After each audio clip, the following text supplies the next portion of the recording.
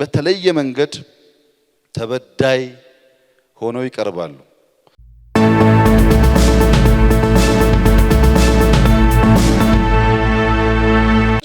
በተለየ መንገድ ተበዳይ ሆነው ይቀርባሉ። ከእስር የተፈቱ ሰዎች ስለ ግል ቂም ከሆነ ከኔ በላይ የሰደቡት ከኔ በላይ ያዋረዱት ሰው የለም። በግል ከሆነ ጉዳዩ ያን ኮምፕሮማይዝ የምናደርገው የትልቅ ሀገር ኃላፊነት እጃችን ላይ ስለወደቀ በትልቅ ሀገር ልክ መመላለስ ስለሚኖርብን መሆኑን መገንዘብ ያስፈልጋል። ምናልባት በቀደም እኛም ደንግጠን ነበር የሚል ነገር መከላከያ ተናግሬ ብዙዎች ጥያቄ አድርገዋል። ዲያስፖራዎች እንኳን ይገባቸዋል ግን እና ይገርማቸዋል እኛም ደንግጠን ነበር እና እኛም ደንግጠን ነበር ስል እኔም ደንግጬ ነበር፣ አንዳንድ ጓደኞቼም ደንግጠው ነበር። ነገር ግን እኔ እስከዚች ዕለት ድረስ እስረኞች ከተፈቱ በኋላ ጥሩ እርምጃ ነው የሚል ሰምቻለሁ። ሲታሰሩም እሰር ያለኝ መንግስት የለም፣ ሲፈቱም አንድም መንግስት የጠየቀኝ የለም። በነገራችን ላይ አንድም መንግስት እነዚህ ሰዎች ታስረዋልና ፍታ ብሎ የጠየቀኝ መንግስት የለም። ይሄም ነገራችሁ እውነት ነው። ከውጮች ጋር የሚያያዝ ጉዳይ አይደለም። ነገር ግን እስረኞቹን በሚመለከት እኛ ውስጥ በጣም ብዙ ንግግሮች ነበሩ። ሁሉን አላነሳም፣ አንድ ሁለቱን ብቻ ላንሳላችሁ። ለምሳሌ ደብረ ሲና ደርሰው እያሉ ጥቂት አመራሮች አሁን እስረኞች እንፍታ፣ ወያኔዎች ገብተው ከሚፈቷቸው እኛ እንፍታቸውና ኃይላችንን ሰብሰብ አድርገን አገራችንን እንከላከል የሚል ሐሳብ በቅንነት ያነሱ ሰዎች ነበሩ። ትላልቅ ኃላፊዎች አይደረግም፣ ወያኔ አዲስ አበባ እንዳይገባ እናደርጋለን፣ አይገባም፣ ከገባ ግን ራሱ ይፈታታል እንጂ የኢትዮጵያን ክብር በሚያዋርድ መንገድ እየተሸነፍን ነውና ብለን አንፈታም ብለን ወሰን። ለምሳሌ አንዱ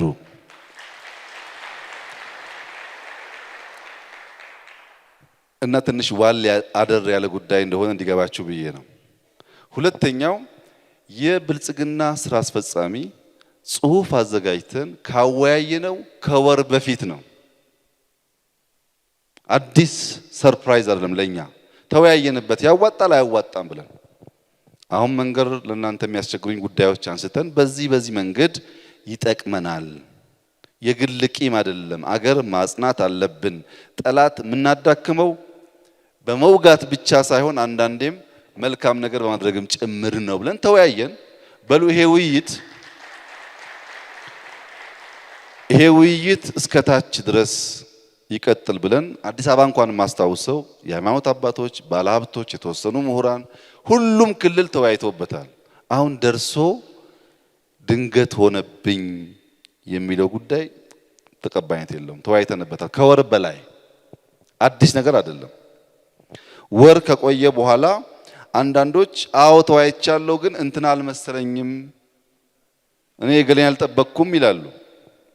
እውነቱን ለመናገር ፖለቲካሊ እስረኞችን በመፍታት እነዚህን ጉዳዮች እናሳካ ነው ያለው እንጂ እነማን ይፈቱ የሚለውን በቀደም ህዳሴ የሚኒስትሮች ስብሰባ እስካደረግንበት ቀን ድረስ እኔም አላቅም። ወስነናል ንፍታ ብለን አቃቢ ሕግ ሲያጠና ቆይቶ ዝርዝር አመጣል። እንንትናማ አይቻልም፣ እንንትና ይቻላል፣ እንንትና አይቻልም። ተጨቃጭቀን የተወሰኑ ሰዎች ላይ ወስነን መጣን። ግለሰቦች አልነበሩም የንግግሩ ማዕከል ይሄ ጀስቸር ያስፈልጋል፣ ይሄ ማግናኒሚቲ ያስፈልጋል። ዝም ብሎ ድርቅ ያለ ነገር ብቻ አርገን ሀገራችን እንዳንጎዳ የሚል ነው ሐሳቡ። አሁን በተፈቱ ሰዎች እኔ የተማርኩት ትልቁ ትምህርት እንኳንም ለዲሞክራሲ ብዬ እንኳንም ዲያስፖራዎች እንዳይከፋችሁ ብዬ እንኳንም አንዳንድ ኢትዮጵያ ወዳድ አክቲቪስቶችና ነጋዴ ዩቲዩበሮች እንዳይከፋቸው ብዬ የጦርነት እቅድ ያላወያየኋችሁ አወያይቻችሁ ቢሆን ኖሮ እውነቴን ነግራችሁ የጦርነት እቅዱን ተወያይተን ቢሆን ኖሮ እስካሁን ደብረ ሲናና ደብረ ብርሃን ውጊያ ነበር፣ አንለቀቅም ነበር። ምክንያቱም በጣም እቅዱ ምቹ አልነበረም። በጋሸና ግንባር ሄደን ፈንጅ ካለ ረግጠህ ቶክስ እንደዚህ አቀናይተህ በዚህ መስመር ገብተህ ሞተህ በዚህ ሰዓት ውስጥ ጋሸናን ትይዛለህ የሚል ነው ውይይቱ። ወደ ጭፍራ ቡርቃ ስንመጣ ይለያያል ባህሪው። ለምሳሌ ከቡርቃ ባቲ በቀጥታ ብትሄዱ በጣም አጭር ነው። የሄዳችሁ ያላችሁ ይመስለኛል በቅርቡ። እኛ ግን በቀጥታ አልተጓዝንም። በግራ በኩል አስፍተን 2-3 ቀን የሚፈጅ መንገድ ተጉዘን፣ ምክንያቱም ባቲ ከፍታ ቦታ ላይ ስላለ ቀጥታ ከሄድን ጠላት ረዘም ላለ ጊዜ ሊከላከል ይችላል ብለን ስላሰብን በግራ አስፍተን ስንጓዝ፣ ማታ ማታ ስንጓዝ ያው በረሃው እንዳያችሁት እሾሃማ ነው፣ አያስኬድም። አይታችሁታል ብዬ ተስፋ አደርጋለሁ። ማታ ማታ መጓዝ አይቻልም፣ እሾህ አለው። ቀን ቀን ስንጓዝ ከፍተኛ በረሃ አለው፣ መንገድ የለም፣ ውሃ የለም። ወታደሩ ሽንት እየጠጣ ነው የተጓዘው።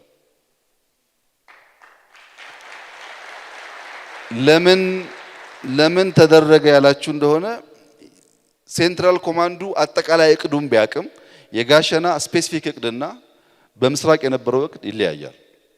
ከሁሉ በላይ ደብረሲናና እዚህ በሸዋ የነበረው ደግሞ በጣም የተለየ ነው። በሸዋ የነበረው ባለበት አቁም ነው የሚያውቀው፣ ባለበት ተከላክለህ አቁም ብቻ ነው የሚያውቀው። እኛ የፈለግነው ቡርቃን ከመያዛችን በፊት ከካዛኪስታን በኋላ ሀርቡን ቆርጠን ኮምቦልቻንና ደሴን ኮምፕሮማይዝ ማድረግ አለብን። ምክንያቱም እንደሌላው ቦታ እየገፋን ከሄድን ቀናት ስለሚወስድ ኮምቦልቻና ደሴን ጠላት ያጠፋቸዋል እና ማጥፋት እንዳይችል አስደንግጠን ነው ማውጣት ያለብን ብለን ሀርቡ ቆርጠን የገባ ነው። ሀርቡ ለመቁረጥ 90 ኪሎ ሜትር መጓዝ ነበረበት። እዝ ሙሉ መንገድ የለም መነግራችሁ በዛ በረሃ ውስጥ። ይሄን እቅድ ተወያይተን ቢሆን ኖሮ ተሳስተሃል፣ ጋሸና ላይ መስበር አያስፈልግም፣ በደብረ ሲና መጀመሪያ እናድርግ ስትሉ ስራው ሳይሰራ ይቀር ነበር። ምን ለማለት ነው? አሁን በወሰነው ውሳኔ ሂደቱን ለኛ ተውት፣ ውጤቱን ብቻ እናንተ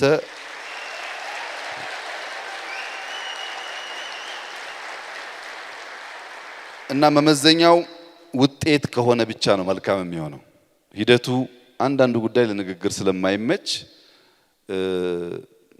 ያው ለ5 ዓመት እናንተም ባትመርጡን የእናንተ ወላጆች መርጠውናልና እና እርግጠኛ ሆኜ የምነግራችሁ ውጤቱ ያማረ ይሆናል። ባሳየነው ጀስቸር የተሻለ ነገር ይመጣል። ነገር ግን በዚህ ጩኸት ውስጥ በጣም ብዙ ድምጾች ይቀላቀላሉ። በጣም ብዙ ድምጾች። አንዳንዶች እዚህም ፊት ለፊት የማያቸው በጦርነቱ ጊዜም ሲፋለሙ የነበሩ ሰዎች ቢቆጡ፣ ቢደነግጡ፣ ቢቃወሙ ምንም ችግር የለም፣ እነሱም ማስተናገድ በደስታ። ነገር ግን ጦርነቱን ስናደርግ ጦርነቱ አያስፈልግም አትዋጉ ሲሉ የነበሩ ሰዎች አሁን ትናንትናን ረስተው ዛሬ ደግሞ ከሳሽ ሲሆኑ ትንሽ ኢትዮጵያዊ ስለሆን እናፍርባቸዋለን። ያሳፈራል እሱ። እና በአንድ ወቅት ለዚህ ሁኔታ የሚመች ሜታፎር ስላለኝ እግረ መንገድም ለእናንተም ልምድ እንዲሆን በአንድ ወቅት አንድ ንጉሥ ከንግስቲቱ ጋር ንፋስ ለመውሰድ ትንሽ ወጣ ብለን እንምጣ ብለው ውሃ አካባቢ ይሄዳሉ። እና የሄዱበት የውሃ አቅራቢያ አንድ አሳ አስጋሪ አሳ ለማጥመድ ይፍጨረጨራል። ንጉሱ በማስተዋል ያየዋል። ከብዙ ድካም በኋላ አንድ አሳ አስጋሪው ሲያወጣ ንጉሱ አሳውን በጣም ስለወደድኩት ያምጣልኝና ልግዛው ይላል። አብሮት የነበሩ ሰዎች ጠሩት ሰውየውን። አሳ አስጋሪው አሳውን ይዞ መጣ። ንጉሱ በጣም አሳውን ወድጀዋለሁ ብሎ 4000 ብር ከፍሎት አሳውን ይወስዳል። ንግስቲቱ በጣም ይበሳጫሉ። 4000 ብርን የሚያክል ገንዘብ ለአንድ አሳ እንዴት ይሰጣል ብለው ገና አሳ አስጋሪው አሳ አስረክቦ ብሩን ሲቀበል ፊታቸውን አይቷል። ንጉሱ ሳቅ ይላሉ፣ ንግስቲቱ ደግሞ አክርፈዋል። እና ከዛ አካባቢ ሸሸት ሲል ንግስት ይቆጣሉ።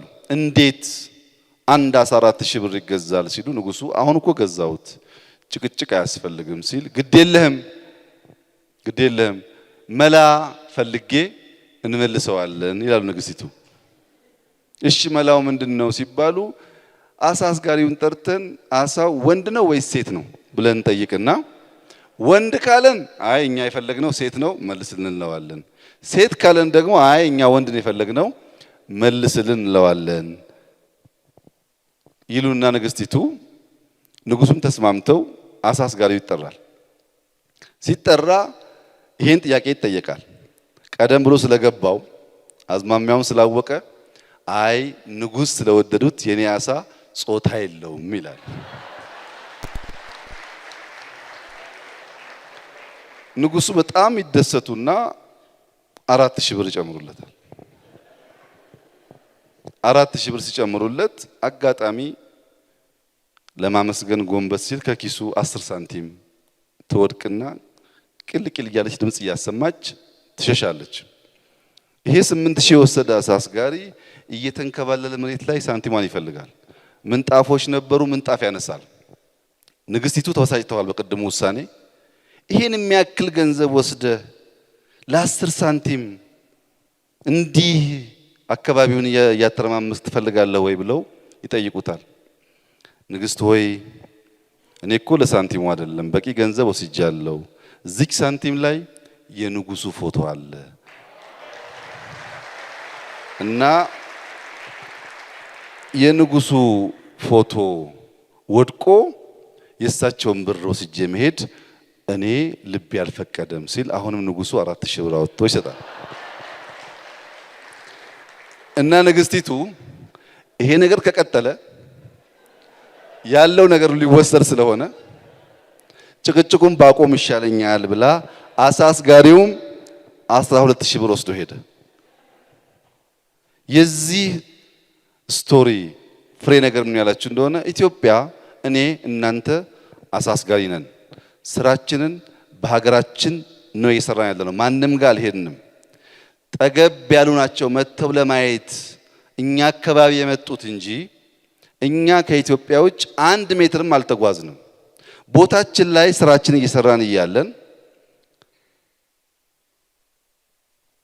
አሁን ማገዝ የሚችሉ መከልከል የሚችሉ ሀገራት ምናልባት የወደፊት ኢትዮጵያን ብቃት ፖቴንሻል ያዩ ሀገራት በቅርብ ሁኔታውን ሲከታተሉ ቆይተው ትናንሽ ነገር እናድርግ ሲሉ ጠላቶቻችን በንግስቲቱ የተመሰሉት እስረኛ ስንፈታ ቀድሞ የጮኸው እኮ የተፈታለት አካል ነው። ይሄን ታውቃላችሁ? ቀድሞ የጮኸው የተፈታለት አካል ነው። ምክንያቱም እስረኛ ባንፈታ ኖሮ እናንተም እግረ ደረቅ ትሆኑ ነበር። የኤዩ ሳሚት ቢያንስ ይሰረዝ ነበር። እግረ እርጥብ ሆናችሁ አገራችሁ መጣችሁ። የዘንድሮ ኤዩ ሳሚት አፍተር 2 ዊክስ የሚካሄደው ፊዚካሊ እዚህ እንዲደረግ የተወሰነበት ዋናው ምክንያት ኢትዮጵያ በሚባለው ልክ አይደለችም። በብዙ ሺህ የሚቆጠር ዲያስፖራ ሄደው በሰላም እየተዝናና ነው ያለው። እስረኛ እየተፈታ ነው ያለው። ተስፋ ያለው ሀገር ነው የሚል ነገር ስለፈጠረ ነው የኤዩ ሳሚት እንዲደረግ የተወሰነው። ቀላል ፈተና ግን አልነበረም። እናንተ እግረ እርጥቦች በኪሳችሁ ካመጣችሁት በላይ የኢትዮጵያን ክብር በማስመለስ የነበራችሁ ሚና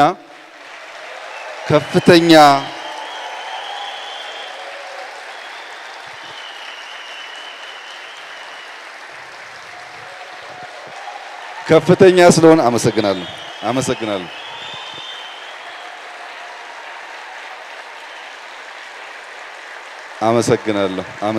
ቁጭ በሉ። ከፍተኛ ስለሆነ የንግስቲቱን ጩኸት ለቅሶ አታድምጡ።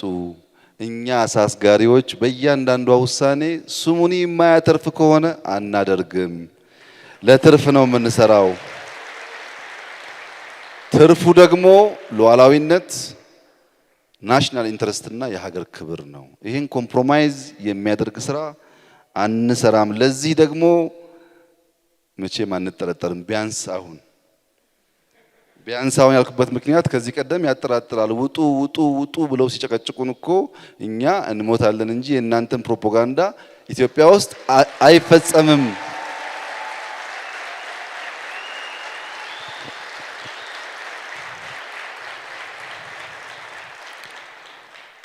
ስለዚህ በዩቲዩብ እና በፌስቡክ የምትሰሟቸው ንግስቶች ብዙ ነገር እንዳናገኝ የሚፈልጉ ናቸው። ሁለተኛው ሐሳብ ከዚህ ጋር የሚያያዘው እኛ ብዙ የተሰጠን ብዙ የተደረገልን ለምስጋና ጊዜ እንኳን ያላገኘን ህዝቦች ነን። እኔ አሸንፍ ያለው ብዬ በእብሪት የምወጠር ምስኪን አይደለሁም። እንዴት እንዳሸነፍኩ አውቀዋለሁ። ፈጣሪ ከኔ ጋር ባይሆን ኖሮ አይሆንምና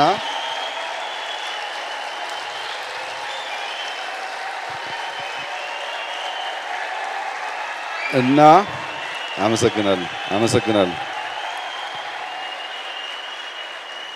አመሰግናለሁ። ይኸውላችሁ ወታደሮች ተዋክተናልና ማረግ አምጣ አሉ። የተፈናቀሉ ሰዎች መልሱን አሉ። የተጎዱ ሰዎች የምታውቁትን ጠየቁ። እሱም ይጠይቃል። እስረኛ ፍታ ነው የሚለው እና እኛ ብቻ ታግለን የምትሉ ሰዎች እውነት ነው ታግላችኋል። ከእናንተ በላይ ግን ከኔ ጋር የታገለውን ስለማቀው እናንተን ብቻ አላደምጥም ለማለት ነው።